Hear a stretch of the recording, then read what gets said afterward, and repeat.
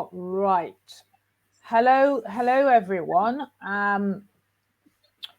Thank you for joining me. For those that are going to join me, and for those that are going to watch us later, I am really, really excited about this chat because normally it's just me talking to you guys. But today I have the pleasure of having somebody else join us, and is Hayley. And I work with Hayley with my clients with children that have sleep issues. Now, normally for me, for me to work with anyone, if their children are not sleep trained, and so they're keeping them up at night and they're exhausted and all the rest of it, it is a prerequisite before I work with them, for them to sort all those issues out. And so that's where Hayley comes in, right? So Hayley will sort all those issues out for me before I actually start working with them.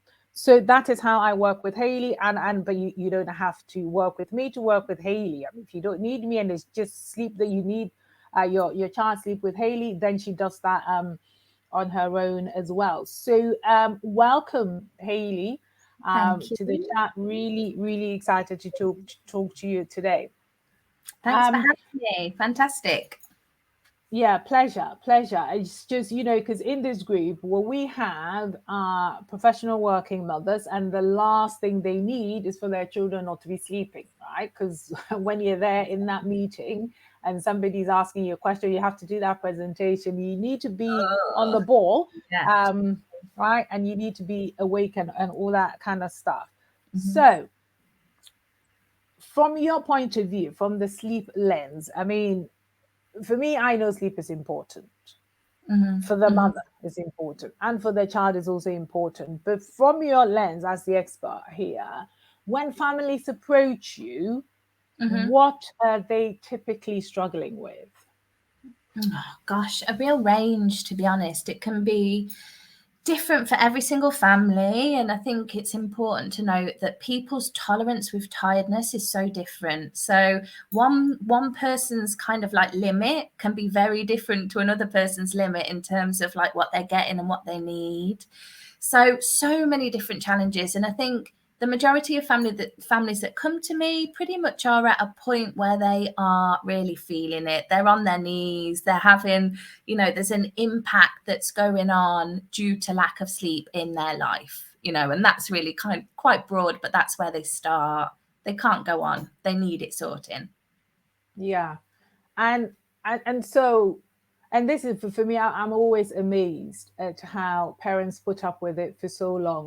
When you're saying about people having different tolerance limits as well, because sometimes you think, seriously, really? Yeah.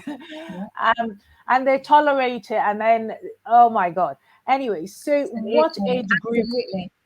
I mean, families, sometimes they can come and say, oh, it's not so bad. Little one's only waking 8 times a night. And I'm like, wow, and that really is to do with that tolerance. And I think you might be a little bit desensitized to what actually is happening. And that can happen, that numbness, that overtiredness, and that real lethargy when families are kind of just accepting at that point that that's the best they're going to get, when it doesn't have to be the case. Yeah. So what age group of children do you specialize in? And how do the symptoms differ from age to age?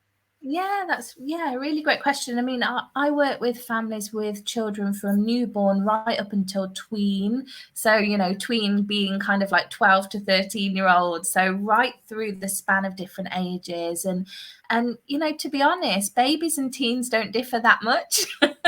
You probably know this more than me, Gifty, but babies and teens don't necessarily differ with the symptoms. It's something that is destructive and unenjoyable for the family, whether that is their 6-month-old not sleeping or their 13-year-old not sleeping. It's destructive and it's negative, and it can have such a big impact, not just on the sleep and the structure and the routine and the running of the family, but also obviously on health and wellness and emotional and mental well-being as well. All of these things for little ones right up to tween age as well. Yeah, and it's interesting, what you're saying that it doesn't differ from babies to twins. I think it doesn't even differ from when it comes to grown-ups either. Yeah.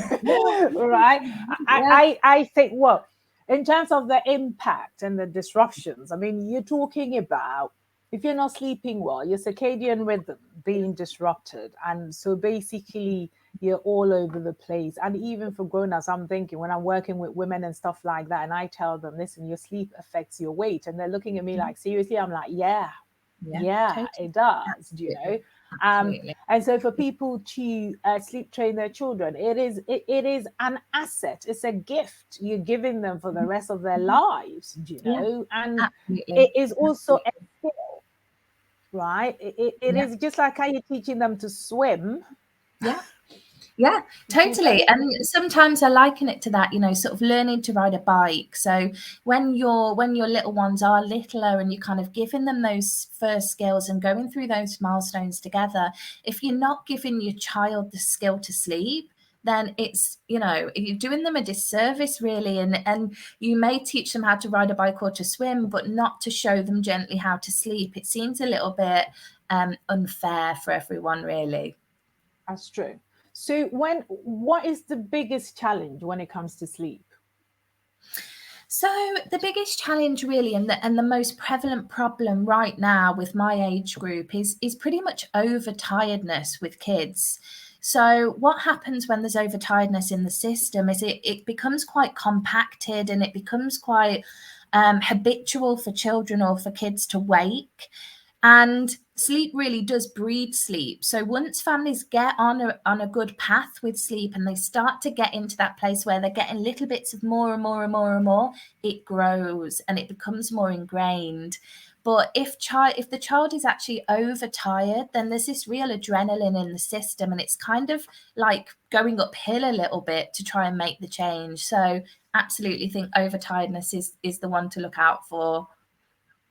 All right. So, I mean, I remember my eldest. Literally, he would just keep going. His bedtime was 7, but if you didn't grab him before then, he would literally keep going until his legs will give out from under him. Yeah, Do you know? absolutely. It's like they didn't know when they were tired. They would just keep going, and this is where it comes in for the parent to be able to learn to manage the kids. So, tell Yeah. me, how does not getting help with sleep affect families?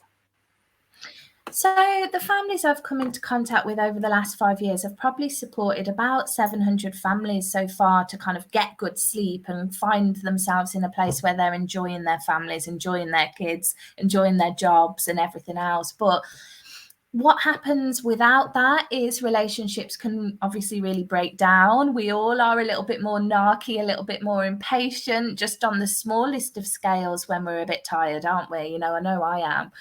And with families, it can really break down relationships. I've had families kind of in divorce or co-parenting when they don't want to because of the problem with sleep. And there is this real sort of like I'm the tiredest argument that can come into families and couples as well, and a bit of bitterness and a real grudge on the parent that gets the most sleep. And this kind of battle changes the dynamic in relationships completely. Yeah, and it's just interesting how not just changing the dynamic in the relationship, but also when the children, sometimes the only way to get them to sleep is to get them in your bed, right? Yeah. If you haven't sleep trained them, and if that's happening, obviously nobody's getting anything, if you get what I mean. And we know Yeah. how that can affect the dynamics and intimacy and all the rest of it. And if you're tired anyway, and depending on how old, and if we're talking about this going into, I don't know, teenagers, that is a disaster on a relationship. Not Yeah. that many relationships can withstand that. And for No. me, I didn't have a choice. I was going back to work. So listen, they had to be in a routine and they had to be sleep trained. End of conversation, right? When I say that, people tend to think that I am some, I don't know, regimented military style mother. And I would like to say, guys, I breastfed my youngest until he was 2 years old. Oh, well done. Right? Oh my As per God. the So World you're like Health.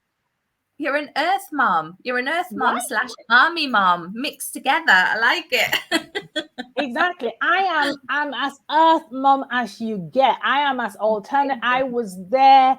Literally everything had to be organic and making Yeah. my own whatever, fruit puree, whatever, what I wasn't buying from the shop. No, I didn't, blah, blah, blah. Right. So I am as earth mother as they get. But even I knew that Yeah. the line had to be drawn somewhere if I wanted any sanity for myself. So what is the longest amount of time that people have gone without sleep before contacting you? 68 years. Oh God. 68 years. I had, and obviously this isn't really my area, to be honest, but I had a phone call just last week from I think he said he was 78, or maybe no, he said he was 80 years old. He called me and asked for my help, and it was an older gentleman, and he said he's not slept in 68 years. And Wow. I spoke to him, and had, like, he was talking, it was clearly like a PTSD thing, and he was going right back to the war, and he was giving me his whole life story. Unfortunately, that's, like I say, not my area, but I found somebody to work with him who specializes with older people. So it's just so obvious that the problem is everywhere. It's not just in new moms. It's not just in kids with too much screen time. It's not as simple as that. And if anything, COVID and lockdown has just only aggravated the problem with sleep in the community. Yeah. Definitely COVID, because this is the thing, right? Sleep, this whole sleep issue is more about structure. That's all it is. And so if you have the structure, it allows you to kind of flex with life. But if you don't have a structure, then you're just kind of freewheeling and everything becomes a big deal. But it needn't be a big deal, do you know? And it just makes a mountain out of a molehill. And so to your point of somebody being 78, this is the thing. If you don't fix it, if you don't give the kids that skill of sleep whilst they're young, apart from the disruptive effect it has on you, the mother, and your love life and your professional life, and you putting on weight and all the rest of it, you just being grumpy guts and nobody wanting to be near you around you. Yeah. Right? Because you've had no sleep. It also could set you up with this whole insomnia thing, and then next thing they'll be 78 and ringing you, So exactly. Yeah, it is just so pivotal. So Hayley, tell us about your most difficult case and how you cracked it. Oh my goodness. Now, obviously, data protection allowing, I'm not going to give names, but yeah, I mean, I've had some real tricky cases, some real situations where families have said, I'm going to be the 0.0% of kid that is not going to sleep. That's always the thing. Families do a bit of Googling, think their child doesn't need sleep, think their child is going to be the one to break me and not get the results. Whereas I know that every single child needs sleep, as well as parents, obviously. They might need it in a little bit of a different way, but they all need the sleep to function, to achieve things, to school, to remember, to emotionally regulate. Everything is in line with sleep. And without that foundation, then they've got nothing. But I digress. My most difficult family, my most difficult case.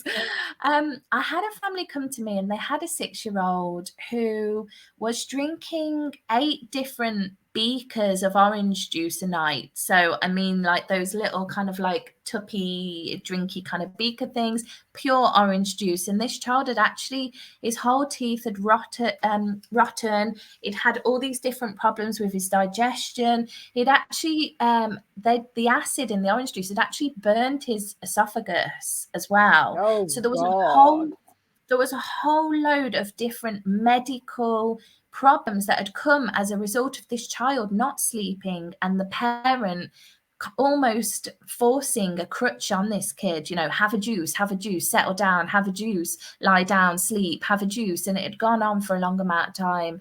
So that was the one that sort of stands out to me, that I think they were like, there's no way we're gonna be able to stop this. They used to bulk buy from, like, the warehouses, the orange juice, and stack it up and be ready for the night where this kid was going to be demanding this juice constantly. And Within 2 weeks, we had him going down at 7:30, settling with a small cup of warm milk, going into his deep sleep, progressing through all stages of his sleep without waking constantly for this juice crutch. And that was done with a combination of kind of like looking at linking his cycles, highlighting his really sensitive areas, and giving him support at those times where instead of just chucking the juice at him, basically, and sort of replacing that need with comfort, but then gently removing that as well at the right time. So within 2 weeks, he was sleeping through, and the family, years on, are still getting the sleep they need. And this is the interesting bit for me about sleep training, because I don't know if you know my story. I did it when my mom was living with me, and I had to bottle it because I couldn't, I just couldn't do it. Somebody there judging me and all that. Yeah. And also I was sort of doing a retrofit, rather than starting from the start. So my second one, he was like in a routine from 2 hours old. Whereas honestly, from 2 hours old, so I didn't have to sleep train him. And this is the thing, I didn't actually have to sleep train him because it was just part of his routine, and he knew how to settle himself and all that. Right? Yeah. Because I had learned from bitter experience with my first one, where I did try to sleep train him at 3 months, and I had to. It became an abortive attempt. I had to, stop that, and then wait until when my mom wasn't there. And then do it again at 6 months, and this time at 6 months, because I had felt the pain, and I'm thinking, I'm going to hold my nerve and blah blah blah and da, da, da. And I mean, and those were the days. I mean, I'm talking 21. He's 21 now. Poor sausage.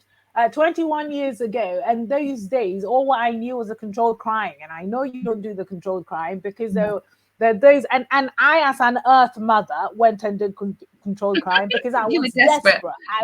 I was absolutely desperate. I needed some sanity. I needed to be able to speak when I got to the office.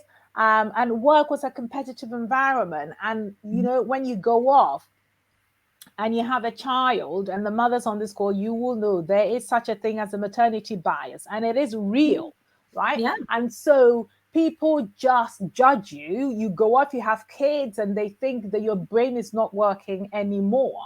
And so when you come back and you're foggy brain and you're tired and you're all over the place, you just literally you're reinforcing it. Yeah, absolutely. You're just confirming the stereotype. So ladies, please do not enforce that stereotype. Right? No. Give your children the skill of sleeping. But yeah, it is amazing. And also, it's not just that though. When you get serious about sleep training, really, when you're really serious, 2 weeks is all it takes when you're really serious, right? Yeah.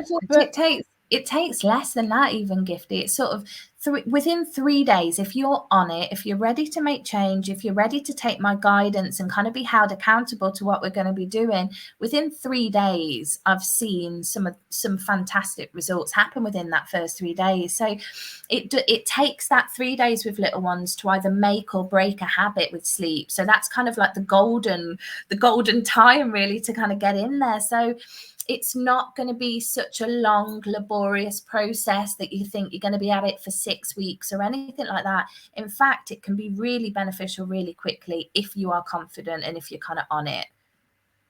Right. So ladies, listen to the expert here. It took me 6 months. So listen to Hayley. It took me 6 months of backwards and forwards until eventually I was sick of it. And she's telling you, if you're on it and you do as she says, 3 days, 3 days, you can break the back of it. All righty. So now let's look at what good looks like. So once you get it working, what is the best outcome for the families?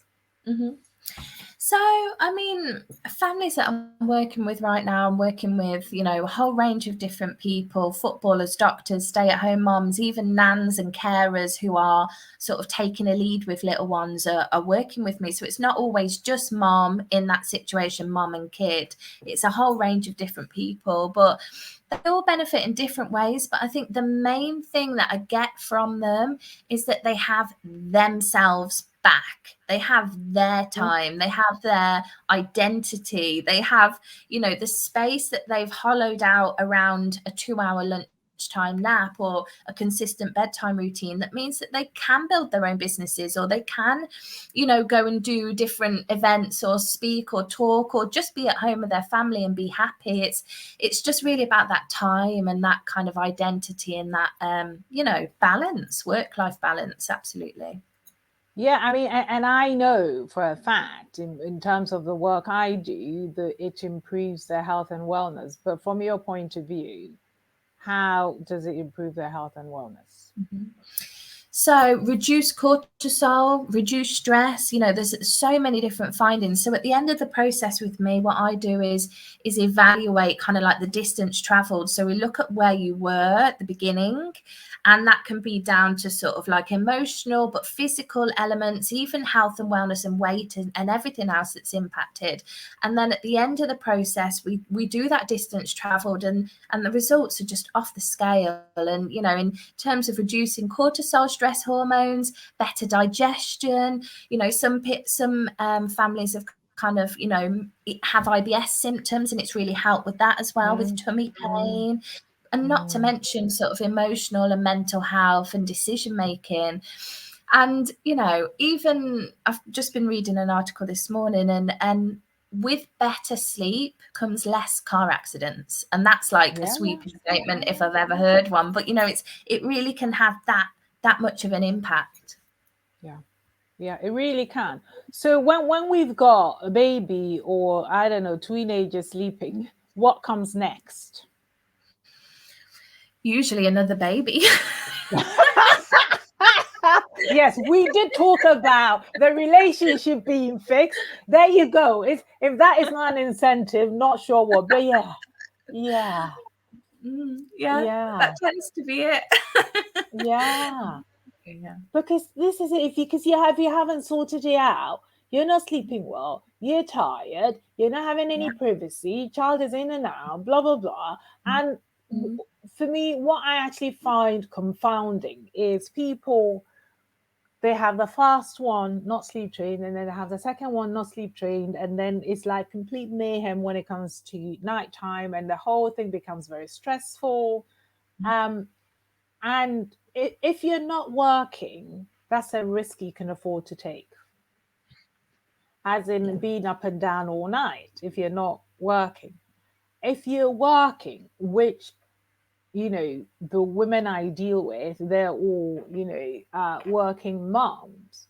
You just do not have the luxury of one not sleeping, never mind two or however many you've got. And it is just the toll it takes on you, the toll it takes on you mentally, physically, emotionally. It's just insane. And for me, I've never understood. Okay, so let me roll back. I've always been a structured person, mind you. Always been a structured person. Call me control freak. I like to know where I stand. So I like to know 1 + 1 = 2. And so the things that are in my control that I can manage, I manage them, because life deals with everything else that's not in my control and throws me the curved balls, right? And you're always having to flex to deal with the curved balls anyway. And so if you haven't controlled the things that you can control, then basically everything is just tumbling down. Yeah.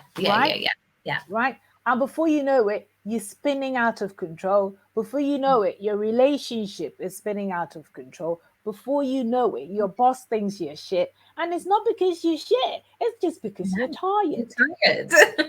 Yeah, absolutely. You know, it's just because you're tired. And sleep literally is one of the main pillars of well-being anyway.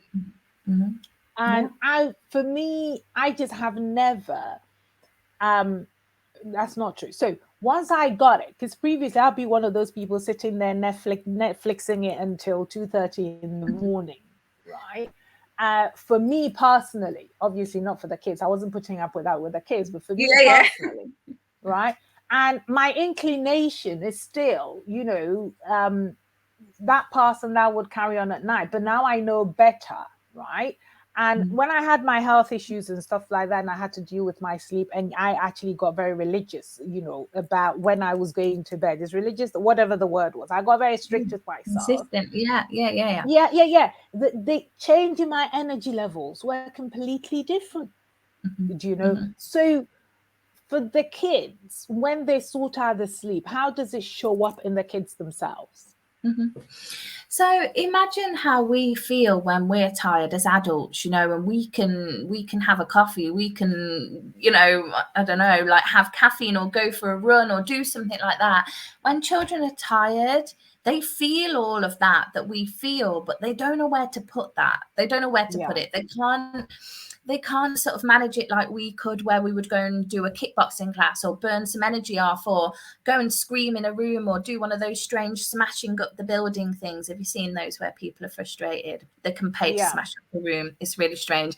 Anyway, you can have an outlet, I suppose, but with a child, it's so difficult, particularly at different younger age groups, to kind of communicate that. So obviously the tantrums in Tesco, the screaming, the biting of the children at school or nursery, the misdiagnosis that often I see of ASD or autism or behavior challenges, a lot of that is misdiagnosed, and it's actually to do with tiredness, or it's sort of fueled by tiredness. So there's such a massive thing, and particularly within schools and within families with sort of a number of children as well, where it's just chaos, it's carnage.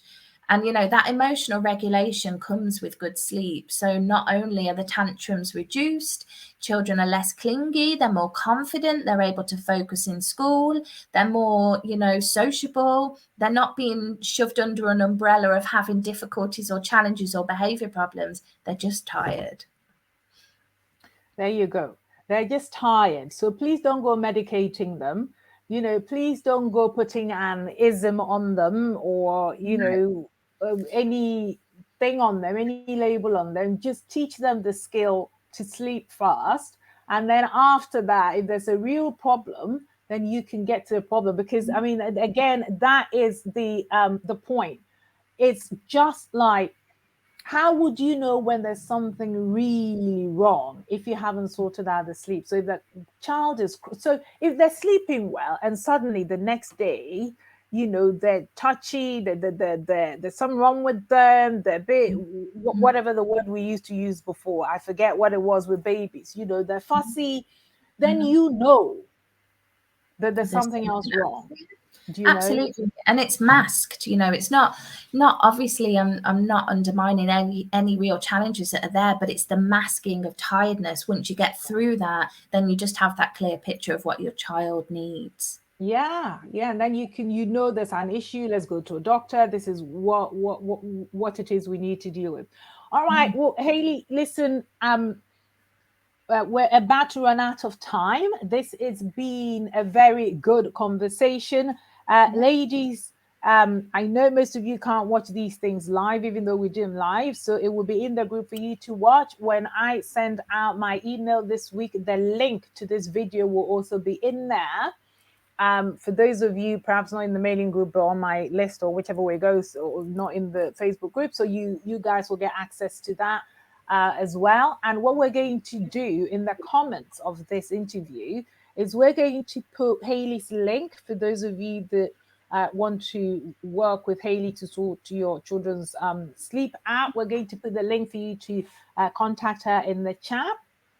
For those of you that want to work with me, if you want to work with me and you have a sleep issue, Hayley's part of my package anyway, right? So you get to kill two birds with one stone. But, if you don't need my help and you just need Hayley, there's no reason why you can't just go to Hayley. So what we're going to do is we're going to put both links there.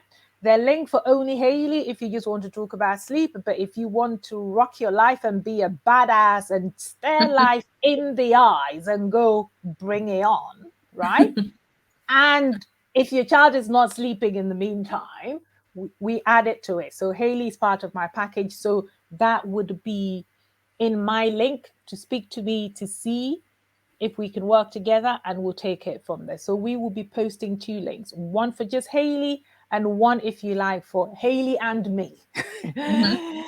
All righty. So and I will be sending the stuff out in my weekly mail as well. So you will be hit several times if you don't see it in the group or whatever.